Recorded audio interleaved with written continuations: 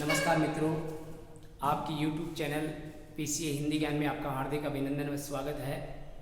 मित्रों, PCI classes Ajitgarh की तरफ से एक बार फिर से आपका बहुत बहुत स्वागत, हार्दिक अभिनंदन। आपके सामने फिर से अगले वीडियो के साथ आए हैं प्रस्तावना शब्द को लेकर। मित्रों, प्रस्तावना कहाँ से आई है और प्रस्तावना का भारतीय संविधान में क्या महत्व है, ये वर्णन हम इस वीडियो के माध्यम से जानेंगे। मित्रों, शब्द लिखा हुआ है प्रस्तावना।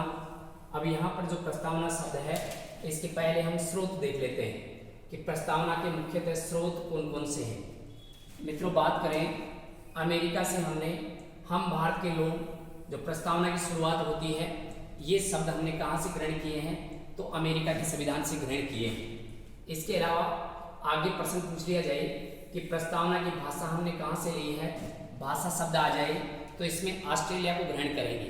प्रस्तावना की भाषा हमने कहाँ से ली है, ऑस्ट्रेलिया से। रूस के संविधान से हमने क्या ग्रहण किया है, न्याय का आदर्श। और न्याय के आदर्श के अंतर्गत 3 शब्द आते हैं। एक तो आता है मित्रों सामाजिक, एक तो सामाजिक आता है, एक आता है मित्रों आर्थिक शब्द आता है, और एक आता है राजनीतिक शब्द आता है। तो मित्रों, ये 3 प्रकार की न्याय हमने कहाँ से ग्रहण की है, रूस के संविधान से ग्रहण की है। फ्रांस से हमने प्रस्तावना के अंतर्गत 3 शब्द आते हैं, स्वतंत्रता, समानता और बंधुता। ये तीनों शब्द हमने कहाँ से ग्रहण किए हैं, तो फ्रांस के संविधान से ग्रहण किए हैं। ये तो मित्रों प्रस्तावना के स्रोत हो गए। इसके बाद में हम आगे चलें तो प्रस्तावना को हमने कैसे ग्रहण किया है, किस रूप में इसको पारित किया गया है, तो इसके तथ्यों को हम जान लेते हैं। प्रस्तावना को पहली बात यहाँ बात करें तो 1919 के अधिनियम में प्रस्तावना शब्द लाया गया। 1919 के अधिनियम में उद्देश्य का शब्द नेहरू के द्वारा लाया गया था, और ये 1919 का अधिनियम है। इसी कड़ी में हम आगे चलें तो यहाँ पर मित्रों संवैधानिक कुछ सभाएं होती हैं, मूलतः 11 अधिवेशन, और कुल देखें तो ये 12 अधिवेशन हुए, 165 बैठकें हुई, जिसमें तीसरी बैठक या तीसरा अधिवेशन जो हुआ उसको हम याद रख सकते हैं 3 ऐसे लिखा जाता है, और 13 में भी 3 है, तीसरी बैठक। और इसमें क्या ग्रहण किया, तो उद्देश्य का प्रस्ताव ऐसे याद रख सकते हैं। देखो, उद्देश्य का प्रस्ताव में भी 3 की तरह आता है, तो ये उद्देश्य का प्रस्ताव हमने कहाँ से ग्रहण किया है, तो ये 13 दिसंबर 1946 की तीसरी बैठक में इसको हमने इसका प्रस्ताव पेश किया गया। और आगे ये प्रस्तावना पारित कब होती है, तो मित्रों ये 22 जनवरी 1947 को प्रस्तावना मुख्य रूप से पारित हो जाती है, और अंतिम रूप से इस प्रस्तावना को 17 अक्टूबर 1948 को अंतिम रूप से हम इसको क्या करते हैं मित्रों, स्वीकार करते हैं। तो ऐसे ये उद्देश्य का प्रस्ताव या प्रस्तावना को हम चलें तो ऐसे कुछ तथ्य हमें देखने को मिल सकते हैं। ऐसे ही मित्रों आगे हम बढ़े तो प्रस्तावना के लिए कुछ कथन कहे गए हैं। कथनों के माध्यम से हम जानें तो किस व्यक्ति ने क्या कहा है, ध्यान से देखें कथन। अब कथन में प्रस्तावना एक दर्पण है, आत्मा है, संविधान की सुंदरता है। ये वर्णन करने वाले कौन हो गए मित्रों, तो पंडित जवाहरलाल नेहरू हो गए। पंडित जवाहरलाल नेहरू ने कहा कि प्रस्तावना भारतीय संविधान का दर्पण है, भारतीय संविधान की आत्मा है, भारतीय संविधान को सुंदरता प्रदान करने वाला है। तो ऐसा कथन किसने कहा, नेहरू जी ने। मित्रों, यहाँ पर एक शब्द आता है आत्मा।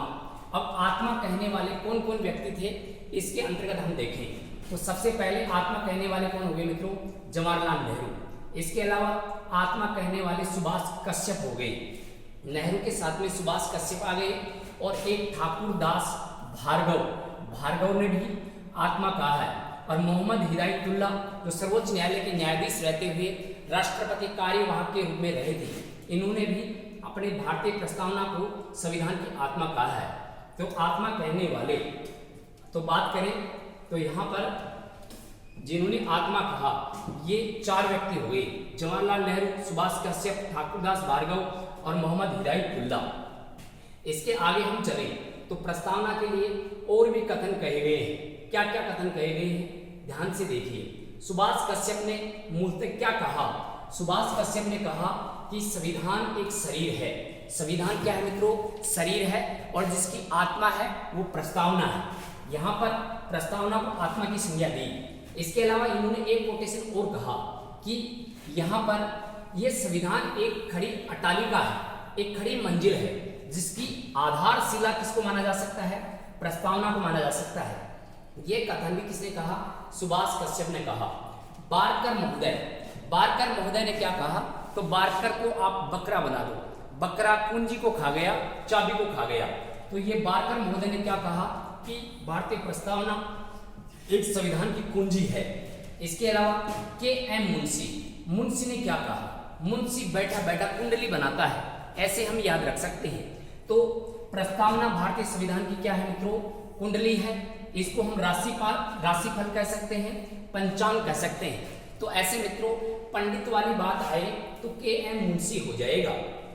N.A. पालकी वाला इसको भी याद रख सकते हैं। पालकी वाला है, पालकी वाला अपना परिचय पत्र पेश कर रहा है, तो पैसे पै मिलाकर पालकी वाला परिचय पत्र, इसको हम पै के फैक्ट से याद रख सकते हैं। पालकी वाला ने कहा कि प्रस्तावना एक भारतीय संविधान का परिचय पत्र है। ये कथन कहने वाले कौन हो गए मित्रों? ये हो गए अपने N.A. पालकी वाला। अब इसके बाद में लास्ट में एक नाम आ रहा है जो बहुत बड़ा है, अलादी कृष्ण स्वामी अय्यर। तो मित्रों देखो इतना बड़ा नाम हो गया, और बड़े नाम को हम क्या कह सकते हैं? दीर्घ कह सकते हैं। जो बड़ा होता है उसको दीर्घ कहते हैं, और जो लघु होता है उसको छोटा कहते हैं। तो बड़ा नाम और बड़ी परिभाषा दीर्घकालीन मतलब लंबे समय दीर्घकालीन सपनों का एक आधार है। प्रस्तावना हमारे दीर्घकालीन सपनों का क्या है कि आधार। ये मित्रों किसने कहा? तो अलादी कृष्ण स्वामी अय्यर ने कहा। इसके बाद हम आगे बढ़े तो यहाँ पर मित्रों ये आगे लिखा हुआ है कि किस किस क्रांति से प्रस्तावना प्रभावित हुई। तो क्रांति में सबसे पहले हम बात करते हैं तो यहाँ पर अमेरिका आ जाता है। अमेरिका की जो क्रांति थी वो 1776 में हुई, और उस समय क्रांति के सूत्रधारक कौन थे? एडवर्ड स्मिथ थे। एडवर्ड स्मिथ इससे प्रभावित हुई। फ्रांस की क्रांति से हमारी प्रस्तावना प्रभावित हुई, और फ्रांस की क्रांति 1789 में हुई थी। नेपोलियन बोनापार्ट के समय ये क्रांति हुई। इसके बाद में रूस की क्रांति से भी अपना संविधान की जो प्रस्तावना है वो प्रभावित है। 1917 में रूस की क्रांति हुई। व्लादिमीर लेनिन के समय यह क्रांति हुई थी। तो मित्रों ऐसे 3 प्रकार की क्रांति जिससे अपना संविधान प्रभावित हम भारत के लोग ग्रहण किया गया है। गणतंत्रता, स्वतंत्रता और बंधुता फ्रांस से ग्रहण किया है। न्याय का आदर्श कहां से किया है? रूस के संविधान से। तो ऐसे 3 क्रांतियां अपने प्रभावित होती हैं जो अपनी प्रस्तावना को क्या करती हैं? प्रभावित करती हैं।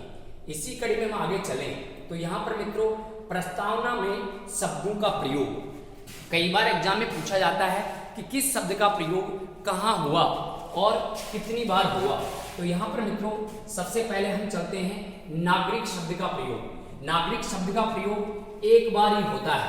इसको हम ऐसे याद रख सकते हैं, भारत में एकल नागरिकता है और प्रयोग भी एक बार ही हुआ है। इसके अलावा संशोधन, अपनी प्रस्तावना में कितनी बार संशोधन हुआ अब तक? एक बार संशोधन हुआ है। 42वां संशोधन 1976 में आया, और इस 3 शब्दों के साथ में इस प्रस्तावना में बदलाव हुआ।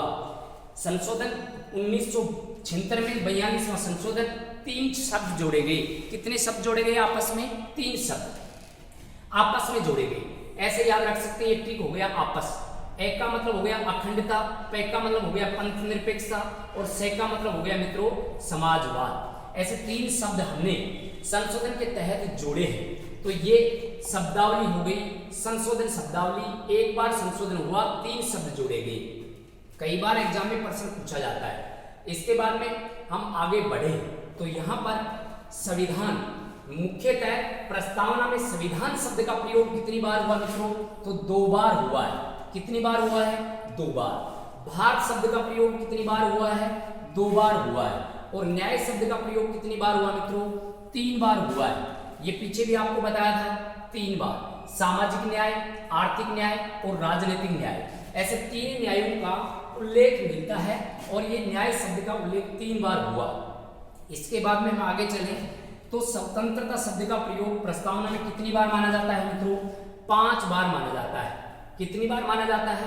5 बार। तो यहाँ पर शब्द आ जाए स्वतंत्रता, और स्वतंत्रता शब्द का प्रयोग कितनी बार हुआ? 5 बार।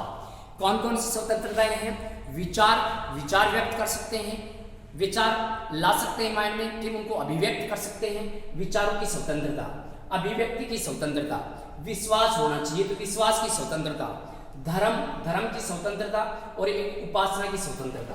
ऐसे प्रस्तावना में अपने 4-5 प्रकार की स्वतंत्रताओं का क्या मिलता है मित्रों? उल्लेख मिलता है। आगे हम बढ़े तो यहाँ पर शब्दों का क्रम, प्रस्तावना में शब्दों का क्रम पूछा जाता है कि कौन से शब्द का नंबर किस नंबर पर आता है, किस क्रम पर आता है।